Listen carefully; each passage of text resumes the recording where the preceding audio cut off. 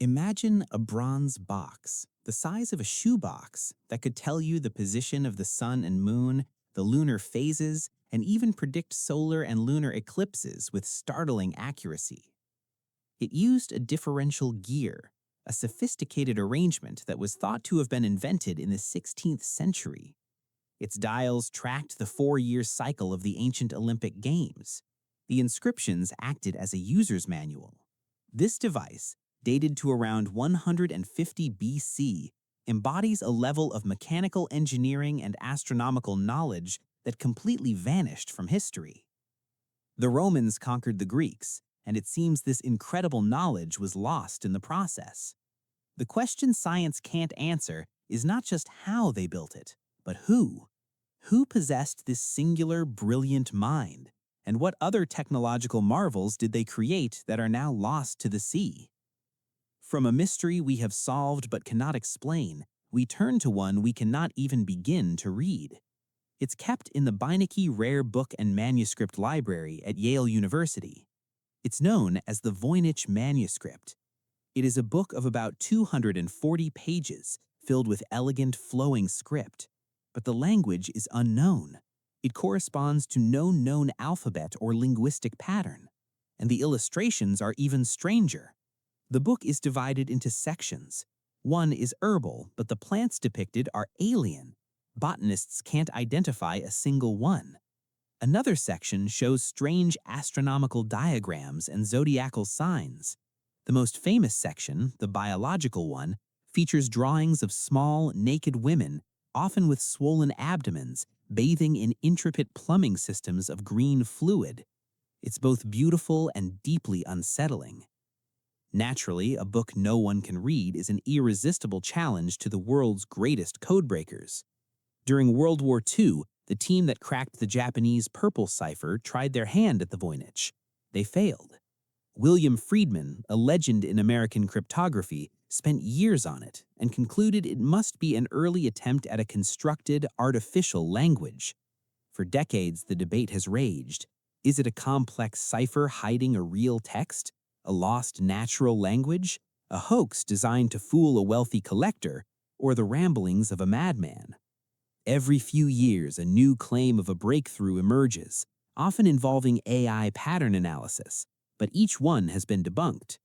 The text follows linguistic rules. Some letters appear more often than others. Certain combinations are common, which suggests it isn't random gibberish, but what it says remains a perfect secret.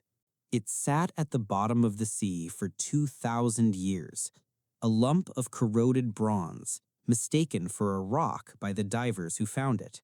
But when scientists looked inside, they found something impossible.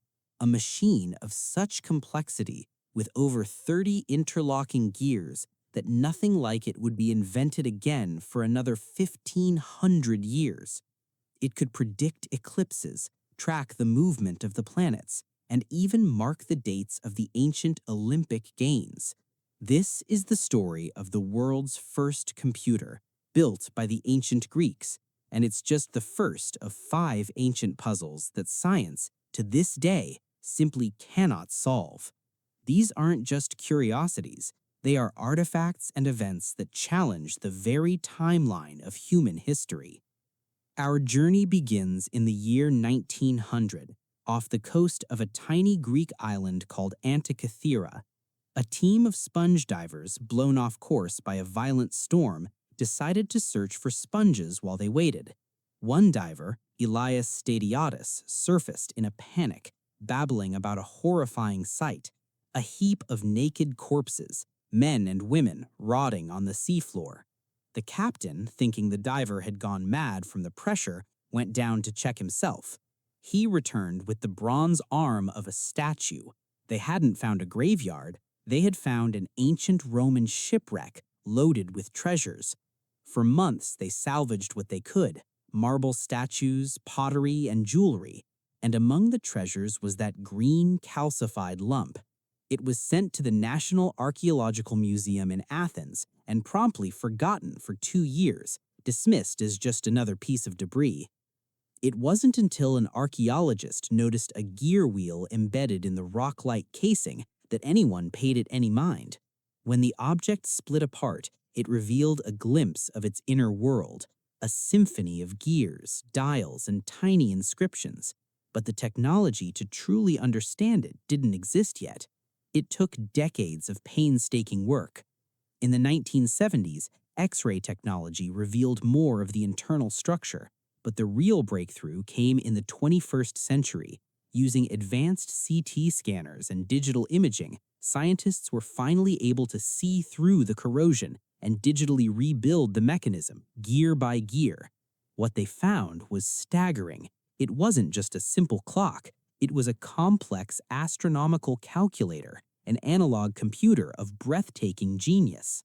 For a long time, many believed the manuscript was a modern forgery, perhaps created by the man who gave it its name, Wilfrid Voynich, who acquired it in 1912.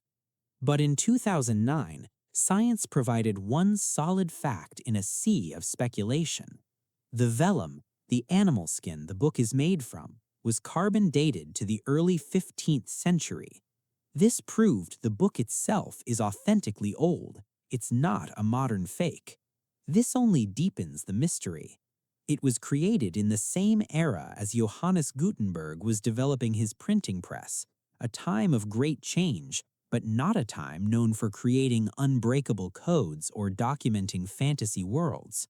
So science has told us when it was made, but it cannot tell us what it is, who made it, or most importantly, why. Our next mystery takes us from a book that can only be seen up close to drawings that can only be seen from far away. Carved into the arid plains of southern Peru is a portfolio of ancient art so large it can only be appreciated from the sky. These are the Nazca lines. For over 800 square kilometers, the desert floor has been scraped away to reveal the lighter ground underneath, creating gigantic geoglyphs. There are over 70 animal and plant figures, a spider, a hummingbird with a 200-foot wingspan, a monkey with a swirling tail, but there are even more geometric shapes, massive triangles, rectangles, and hundreds of perfectly straight lines, some running parallel, some intersecting, some stretching for miles towards the horizon. The how is not the main puzzle. Archaeologists have demonstrated that a small, organized team could create the lines using simple tools and techniques, like using stakes and long ropes to draw straight lines and large circles. The real mystery is the why. The Nazca people who created them between 500 BC and 500 AD could never have seen their own work in its entirety. So who was the intended audience? The German mathematician Maria Reich, who dedicated her life to studying the lines, believed they were a massive astronomical calendar with lines pointing to the rising and setting of significant stars. Others proposed they were ceremonial pathways, giant maps of underground water sources, or simply offerings to gods in the sky. While the astronomical and religious theories are plausible, they don't explain everything. They don't explain the choice of animals, some of which, like the monkey and spider, are not native to the arid region. They don't fully explain the massive trapezoids that look like runways. This has, of course, led to more exotic theories, most famously that they were signals for ancient astronauts. While science dismisses this, the core question remains: why would a culture invest such a colossal amount of effort and organization into a project they themselves could never fully appreciate? It represents a level of abstract thought and communal purpose that is difficult to comprehend. The lines remain a silent, sprawling testament to a belief system we can only guess at. There is no ancient mystery more famous than the Great Pyramid of Giza. For centuries, the question was simple: how did they lift the stones? But modern science has revealed that's not even the most difficult question. The real mystery is the mind-boggling precision of its construction. The pyramid is made of an estimated 2.3 million stone blocks, some weighing up to 80 tons. Yet its base is level to within just a few centimeters. More astoundingly, Its four sides are aligned to the cardinal directions of true north, south, east, and west, with an accuracy that modern builders would struggle to replicate. It is off true north by only 3/60ths of a degree. This wasn't accidental. It was a deliberate feat of engineering and astronomy. For thousands of years, we thought we knew the pyramid's layout. The tight passages leading to the so-called king's and queen's chambers, the magnificent grand gallery. But we were wrong. In 2017, the Scan Pyramids project used a technique called cosmic ray muography, essentially using particles from space to X-ray the pyramid, to look for hidden voids. And they found one. A massive, previously unknown cavity, at least 30 meters long, located right above the Grand Gallery. They call it the Big Void. We have no idea what it is. It could be a structural feature to relieve pressure, or it could be a hidden chamber, sealed for 4,500 years containing, well, we don't know. We have found a new room in the most famous building on Earth, but we have no way to get inside. Mainstream Egyptology tells us the Egyptians used copper tools and stone pounders, but try cutting the hard granite found in the king's chamber with a soft copper chisel. It's incredibly difficult. Some of the cuts and drill holes found in granite boxes show a level of precision that seems to defy such simple tools. And then there's the sheer logistics. The project would have required a massive, sustained effort for 20 years. Organizing, feeding, and housing a workforce of tens of thousands, quarrying millions of blocks, and transporting them with perfect coordination is a management challenge that would test any modern corporation. Science can provide theories for each individual problem, but taken together, the construction of the Great Pyramid represents a concentration of skill, knowledge, and power that remains one of history's greatest enigmas. For our final mystery, we travel back to South America, to the high plains of Bolivia. Here, near the volcano of Sajama, lies what might be the largest single piece of artwork in the world, and almost no one has heard of it. These are the Sajama lines. Like the Nazca lines, they were created by clearing away the darker surface vegetation and rock to expose the lighter soil beneath. But that's where the similarity ends. The Sajama lines are not figures. They are a network of thousands, perhaps tens of thousands of perfectly straight lines. Some are short, others run for over 10 miles. Together, they form a web that covers an area of nearly 9,000 square miles, roughly 15 times larger than the area of the Nazca figures. The most incredible thing about these lines is their unwavering straightness. They pay no attention to terrain, running up and over hills and across riverbeds without deviating from their path. How the ancient people who built them, over a period of perhaps 3,000 years, achieved such precision over such long distances is a complete mystery. The prevailing theory is that the lines had a spiritual purpose. Many of them seem to connect or radiate from wakas, local shrines, or from burial towers in small communities. They may have been used as sacred pathways for religious processions, connecting the human world to the sacred landscape. The entire network may have functioned as a kind of giant, community-built map of their cosmology, etched onto the earth itself. When you think of ancient construction, you probably picture something like a pyramid, a monumental task of engineering and brute force. But the making of a single Sajama line couldn't be more different. It's almost deceptively simple. You just scrape away the dark, sun-baked desert pebbles on the surface to reveal the lighter, sandy soil underneath. A single person could do it with a wooden tool, or maybe even just their feet. It's a scratch, a shallow groove in the earth, a whisper, not a shout. But that's where the simplicity ends, because creating the entire network, this sprawling web of thousands of lines crisscrossing the landscape, represents a cumulative effort that's difficult to even comprehend.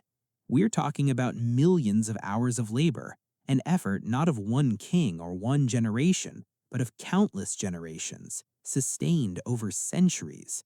Think about that. A father takes his son out to the high plains, shows him the work, and the son in turn shows his own son. A sacred duty, a tradition, a purpose so powerful it was passed down through families while empires rose and fell around them. And here's the most unsettling part.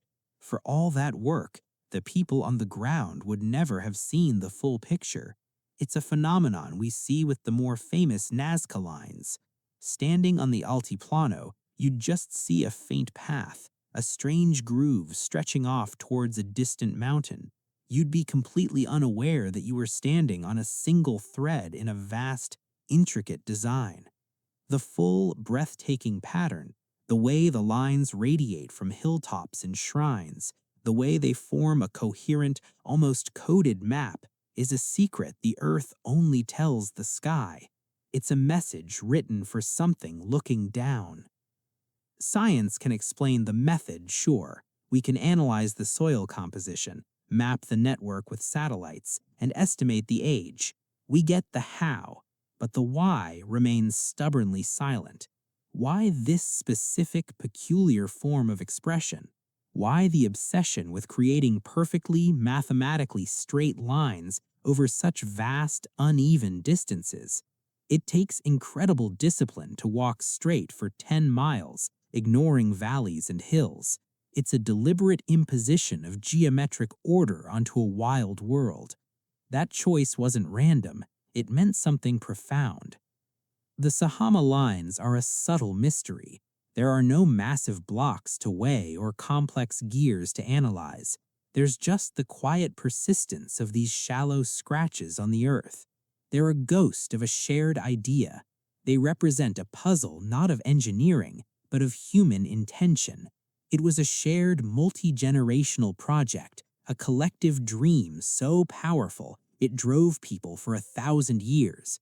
And now, the dream is over, and its ultimate purpose is lost to time, leaving us to wonder at the sheer silent scale of their conviction. So, what is the thread that ties all of this together?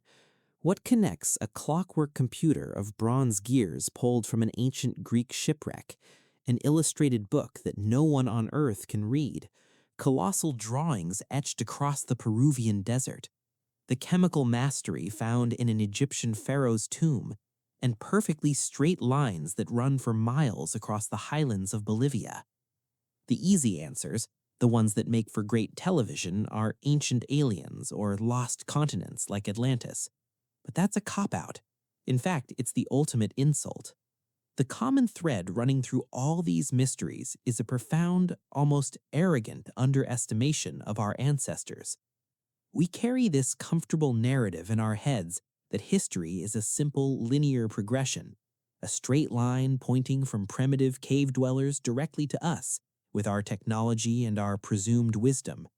We see ourselves as the pinnacle, the inevitable result of thousands of years of upward progress. But these artifacts, these enigmas, they shatter that clean timeline.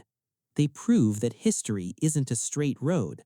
It's a jagged chart of peaks and valleys, of incredible heights of knowledge, followed by devastating dark ages. These objects show us that ancient peoples possessed a sophisticated, nuanced knowledge of mathematics, astronomy, engineering, and art that we are only now, with all our modern tools, beginning to truly appreciate. They force us to confront a deeply humbling idea that human knowledge is not just gained, but can also be lost, catastrophically lost. Entire libraries of understanding can vanish in the smoke of a conquered city, fade with a dead language, or crumble into dust under the weight of centuries. So the real mystery isn't how they accomplished these specific things. We're slowly working that out. The truly haunting mystery, the one that should really get under your skin, is what else they knew. What other marvels of science and art did they create that haven't survived the ravages of time? What we're looking at are the fragments, the lucky survivors. The real mystery is the ghost of a world we can never know, a world filled with wonders that are gone forever. And so we've only touched on 5 of the countless puzzles left behind by the ancient world. This is just scratching the surface. For every riddle we've examined, 1,000 more lie buried under sand or hidden in the ocean's depths, waiting. They're like faint, persistent signals from a distant past, artifacts, structures, and stories so baffling they defy any simple explanation. Each one stands as a profound challenge to our modern assumptions about history. They are a stark reminder that we don't have all the answers, not even close. These aren't just old stones or forgotten places. They're the intellectual ghosts of our ancestors, monuments to a way of thinking and building that we struggle to fully comprehend, let alone replicate. It's a humbling thought. So now we turn the question over to you. What do you believe is the greatest unsolved mystery of all time? Is there a crucial one we missed? Something you feel science is still completely powerless to explain? We want to know what enigma keeps you thinking long after the lights go out. Share it with us in the comments section below. This is a conversation, and we read every single response. And if you, like us, feel that pull towards the unknown, if you believe history is not a closed book but an ongoing investigation, then stick with us. Be sure to subscribe and hit that notification bell. We're going to keep pushing into history's most fascinating secrets, and we want you right there with us for the next journey.